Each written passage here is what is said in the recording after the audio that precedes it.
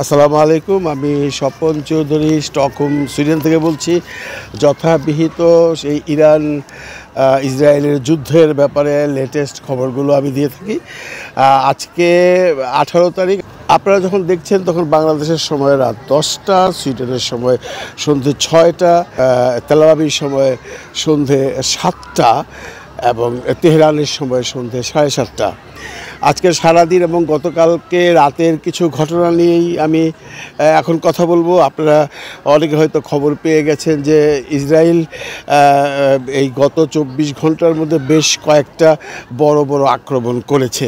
এর মধ্যে ইরানের আভ্যন্তরীণ নিরাপত্তা অধিদপ্তরে একটা আক্রমণ চালিয়েছে, যে এতে ইরানের বেশ ক্ষয়ক্ষতি হয়েছে।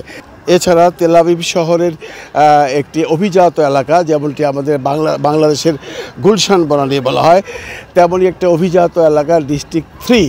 ওখানে বেশ বেশ উচ্চ শ্রেণীর মানুষজন বসবাস করেন। সেখানে বাংলাদেশের এমবেসিরও প্রথম সচিব যে ছিলেন, ফার্স্ট সেক্রেটারি মিস্টার অলিউল মিয়া বোধহয় তার নাম, ওনার বাড়িতে অ্যাটাক হয়েছে। সেই ডিস্ট্রিক্ট 3-তে বেশ বড় হামলা হয়েছে এবং এই হামলাটা ওই এলাকার মানুষজনের ভিতরে একটা বিরাট আতঙ্কের সৃষ্টি করে ফেলেছে। আমাদের গতকালকের এপিসোডে আমি বলেছি যে অলরেডি ইরান থেকে মানে তেহরান শহর থেকে অনেক নগরবাসীরা তেহরান শহর ছেড়ে দিচ্ছে।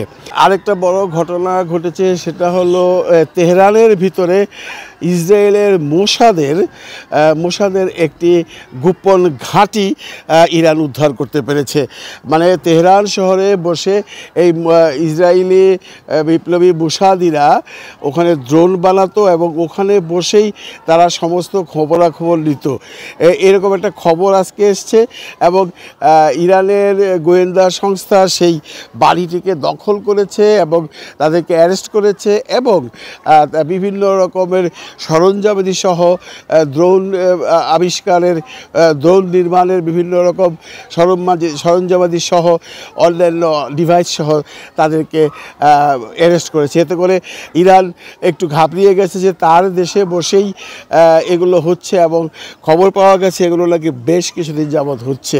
ফিলিস্তিনের সাথে ইসরায়েলের সমস্যা শুরু হবার পর থেকেই এই মোসাদেরা এই ইরানে বসে বসে এই ড্রোন তৈরি করত এবং বিভিন্ন খবরাখবর ইসরায়েলে পাঠাতো। এটা একটা সুখের খবর যে ইরান সেটা ধরতে পেরেছে, ধরে তাদেরকে আইনের আওতায় নিয়ে এসছে। আর ইরান বিভিন্ন রকম আক্রমণ করছে, ব্যালিস্টিক হামলা করছে, মিসাইল হামলা করছে। এতে করে যে ক্ষয়ক্ষতি হচ্ছে ইসরায়েলে সেটা আমরা বারবারই বলছি, আমরা তেমন খবর পাই না, কারণ ইসরায়েল সবসময় তাদের খবরগুলোকে গোপন করে রাখে বা খবরগুলো মিডিয়াতে আসতে দেওয়া হয় না। এর বিভিন্ন রকম সংবাদ বিভিন্ন মাধ্যম প্রচার করছে, কিন্তু কোনো খবরেরই বেসিক্যালি কোনো দালিলিক প্রমাণ নেই। এদিকে সবচেয়ে দুঃসংবাদ হলো জি সম্মেলনের যে নেতারা আছেন তারা একটা বয়ান দিয়েছেন, বলেছেন এই ইরান কেন পারমাণবিক অস্ত্র রাখবে, এটাকে বন্ধ করা উচিত। এখানে যেটা বলা উচিত যে আপনি নিজেই এই বিশ্বের মালিক মনে হয়, কারণ ইরান কারো অর্থায়নে আর পারমাণবিক প্রক্রিয়া চালাচ্ছে না বা পারমাণবিক উৎপাদন করছে না। ইরান তার নিজস্ব অর্থায়নে করছে। এই পারমাণবিক অস্ত্র নির্মাণের ব্যাপারে কি ইরানের সাথে মূল সমস্যা নাকি অন্য কোনো সমস্যা আছে, এটাও খতিয়ে দেখতে হবে। অনেকেই বলছেন পারমাণবিক অস্ত্র নির্মাণের যে ঝামেলাটা তার চেয়ে বড় ঝামেলা হলো আমেরিকা বা পশ্চিমা বিশ্ব চায় না যে ইরানের যে বর্তমান মুসলিম নেতা আছেন, ইসলামী নেতা আছেন, উনি যেন থাকেন। তারা অ্যাকচুয়ালি এটাকে ইরাক বা লিবিয়ার মতো একটা অন্যরকম কিছু করতে চায়। এই খবরটা মোটামুটি চাউর হয়ে গেছে। ট্রাম্প নিজে এই কথা না বললেও ট্রাম্প এমনটি ইঙ্গিত দিয়েছেন যে ইরান থেকে নাকি ইরানের কিছু প্রতিনিধি দল ওয়াশিংটনে খুব শীঘ্রই আসবার কথা এবং মিটিংয়ে বসবার কথা।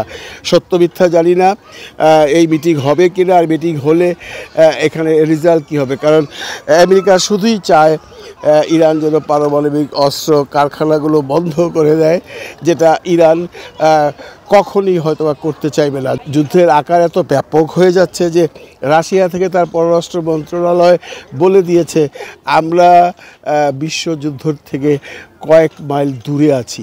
যদিও পুতিন বারবার বলছে যে আমি যে কোনো রকম মধ্যস্থতার জন্য তৈরি আছি, আমি মধ্যস্থতা করতে চাই, কিন্তু তাদের কোনো সক্রিয় ভূমিকা দেখা যাচ্ছে না। এবং আরব বিশ্বের যে মুসলিম কান্ট্রিগুলো আছে তারা শুধু বাতকি বলেছে, কিন্তু তাদের কোনো সক্রিয় ভূমিকা বা ডাইরেক্ট কোনো রকম অ্যাকশনে যাওয়া বা কোনো রকম ডাইরেক্ট বিবৃতি দেওয়া সেটাও কিন্তু আমরা দেখছি। এদিকে তুরস্কের এরদোয়ানকে বলা হয়ে থাকে মুসলিম বিশ্বের সুলতান, উনি যে কোনো সমস্যায় মুসলিম বিশ্বের সমস্যায় এগিয়ে আসেন।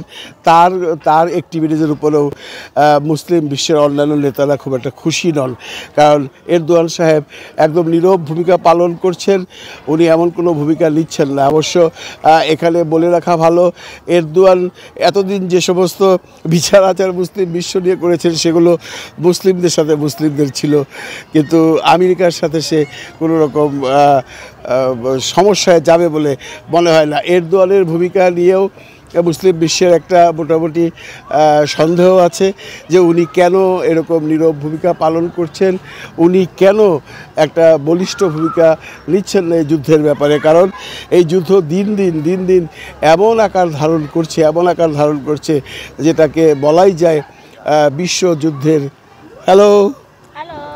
তৃতীয় বিশ্বযুদ্ধের দিকে এগোচ্ছে কি না। আমরা আসলে এই যুদ্ধের খবর দিতে গিয়ে যে সমস্ত খবরাখবর দেখি তা কোনোটাই সুখকর নয়। সত্যি কথা বলতে কি, এই পশ্চিমা বিশ্বের শক্তিধর দেশগুলো আমেরিকা সহ কানাডাকে বাদ দিলে এরা চায় না মুসলিম বিশ্বের কোনো একটা দেশ একটা পরম শক্তিতে পরিণত হোক। আপনারা হয়তো শুনেছেন যে নেতানিয়াহু একসময় বলেছে যে আমি পাকিস্তান এবং ইরানকে এই যে পারমাণবিক শক্তিধর হচ্ছে এটা চাই না, এটা বন্ধ করা উচিত।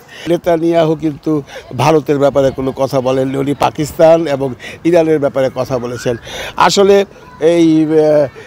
ওই অঞ্চলে ইরান একটা মহাশক্তি হয়ে আসুক এটা কেউই চায় না, কারণ আমরা একটা জিনিস দেখেছি, অন্যান্য দেশ যেগুলো আছে সেগুলোকে আমেরিকা তার কুচক্র দিয়ে অলরেডি ভ্যানিশ করে দিয়েছে। সেটা ইরাক বলেন, সিরিয়া বলেন, আপনারা সবই জানেন। এখন একমাত্র শক্তি ছিল ইরান। সে ইরানকে যদি ধ্বংস করতে পারে, ইরানের শক্তিকে যদি খর্ব করতে পারে, তাহলে ওই আরব বিশ্বে আর কোনো বড় পরাশক্তি থাকবে না। তখন রাজত্ব করে যাবে আমেরিকা এবং পশ্চিমা বিশ্ব। দোয়া করবেন যুদ্ধ যেন এর চাইতে বড় আকার ধারণ না করে, তাহলে কিন্তু আমাদের দেশের জন্য বিরাট অমঙ্গল বয়ে আনবে। আপনারা হয়তো জানেন কিনা জানি না, এই ইউরোপে কিন্তু অলরেডি জ্বালানি তেলের দাম বেড়ে গেছে, জিনিসপত্রের দাম বেড়ে গেছে এই 4 দিনের যুদ্ধেই। সামনে কি হয় আমরা জানি না। বাংলাদেশেও আপনারা খোঁজ খবর রাখবেন যে যুদ্ধের আকার প্রবৃত্তি যত বড় হচ্ছে জিনিসপত্রের দামও তত বাড়ছে এবং এটা বাড়বেই। এটাই যুদ্ধ চলাকালীন সময়ে সারা বিশ্বের নিয়ম। ভালো থাকবেন, ভালো রাখবেন সবাইকে। খোদা হাফেজ।